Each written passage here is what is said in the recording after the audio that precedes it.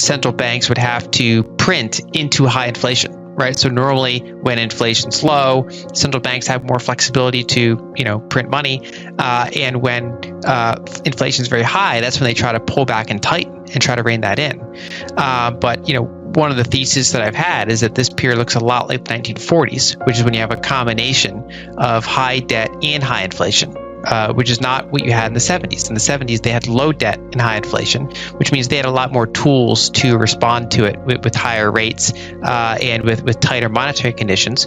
Whereas when you have that combination of both, it's very hard for central banks to do it. That's the closest thing that a central bank has to a checkmate scenario where there's only bad options, and they can pick between some bad options. They can delay things, but they basically run into an inability to control the system as they'd like to.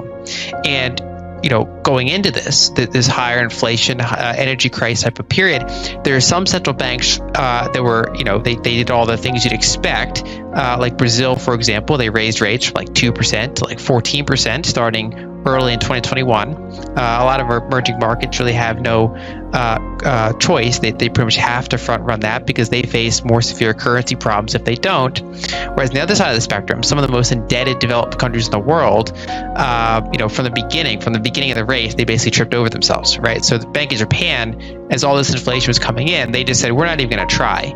We're gonna keep rates at zero. We're even gonna do yield curve control. So even if the longer end of the bond curve tries to go up, we're gonna keep printing money and buying those bonds to hold the yields down, even if inflation's above our target, right? So Bank of Japan's on one side, and then you have central banks like Brazil on the other side, and the ECB was also kind of in that Bank of Japan camp, where they have Italy with 150% debt to GDP. The foreign sector doesn't really want their bonds, and so the ECB is doing this scheme to sell some German bonds and buy some Italian bonds, and other countries are involved as well. So they're kind of in a slightly more limited version of what Japan is doing. And my thesis from a few months ago is that we're going to probably see this in more central banks. I cited that the Fed was still holding on, the Bank of England was still holding on, meaning that they were able to tighten to some degree, but that over time they would start falling like dominoes and have to print into high inflation like Japan and to some extent like the ECB is doing. And unfortunately, what we saw in the past couple of weeks is that the Bank of England, that domino did fall. They had to join the chorus of some of the other most indebted countries in having to do quantitative easing, despite the fact that they have official, roughly 10% inflation. And we can get into some of the reasons why, but it comes down to very high debt levels combined with that acute level of inflation that made it so that they couldn't respond as they would have done if this was like the 1970s. What would happen if they hadn't have responded? So eventually you'd get sovereign bond default, which is almost unthinkable in developed countries because they have the printing press, right? So they almost always avoid nominal default. And essentially, if we go to the proximate issue of what happened, so the deeper issue is too much debt. Anytime a country gets over 100% debt to GDP, it's really hard to find the balance sheet space to shove all that debt into. So that's the deeper issue. But the more proximate issue, the issue that's closer to the actual problem in this instance was the pension system. So the UK has a very large pension system. Their assets are a very large share compared to GDP. So it's a very meaningful, large pool of assets, and they have a lot of exposure to those bonds, to government bonds. And then they also use various derivative schemes because they have certain payouts they have to make on a very specific basis, right? They have to meet very specific payout schemes. And so they'll get this kind of derivative, product that's offered by companies like BlackRock and others, and they have to post collateral. And so they're essentially, in some ways, leveraged. And there are experts on that specific system that can go way more into detail than I can. But the core of the problem is that, as inflation was roaring, and as the Bank of England was no longer buying its bonds, it wanted to sell bonds. It wanted to reduce its balance sheet. It wanted to try to tighten. And so the question becomes, who was buying the bonds? And the yields were way below the inflation level, and the Bank of England was no longer buying, and so you started to get an increase in yields. And this happened across developed markets. It happened in emerging markets. Everybody's yields are going up, and then the bank, basically the new government there announced unfunded tax cuts. They said, okay, here's our fiscal budget.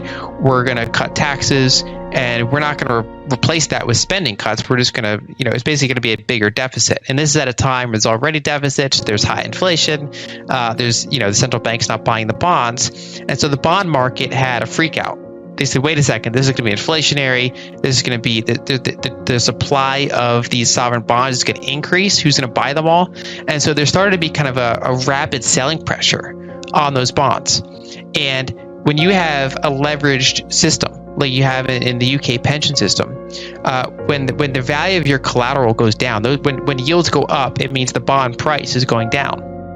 And if you hold all the way to maturity, it doesn't matter too much. I mean, inflation above yields still matters.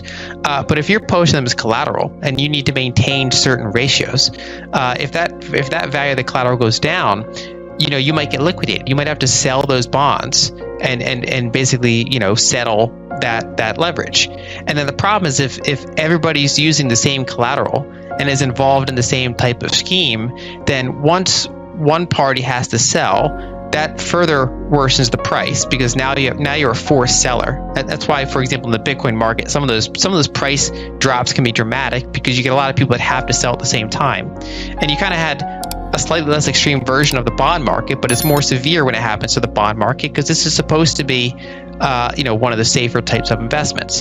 And so you had forced selling, which made the price worse, and therefore more funds had to do forced selling, which makes the price worse, and it creates a vicious cycle that feeds on itself. And there's no other balance sheet that's kind of ready to jump in and absorb all this. And so if it was left unchecked, you could have had yields just keep spiking, and you can get outright kind of mass liquidations and a literal default. And so that's where Bank of England steps in and says, look, they literally had a speech planned the next day for how they were going to reduce their balance sheet. They had to scrap that, and they had to go from planning to reduce their balance sheet to increasing their balance sheet, doing QE, buying bonds. And they plan on doing it for 2 weeks, and then they delayed their intended bond sales. They eventually want to get back to trying to sell bonds. We'll see if they ever get there. Usually the answer with these types of things is no. Usually the balance sheet keeps going up. It might pause for a period of time. It might go down, briefly, but it's hard for them to ever, get those down because there's really a lack of balance sheet capacity to absorb the size of the flows. And in recent days, basically the Bank of England stepping in helped solve the yield problem.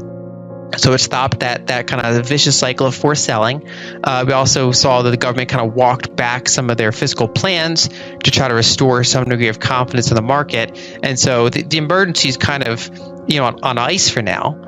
But we still have a situation where the Bank of England is doing QE during 10% inflation, which is that's kind of banana republic type of stuff. But that's what we get in a toxic combination of high debt and high inflation.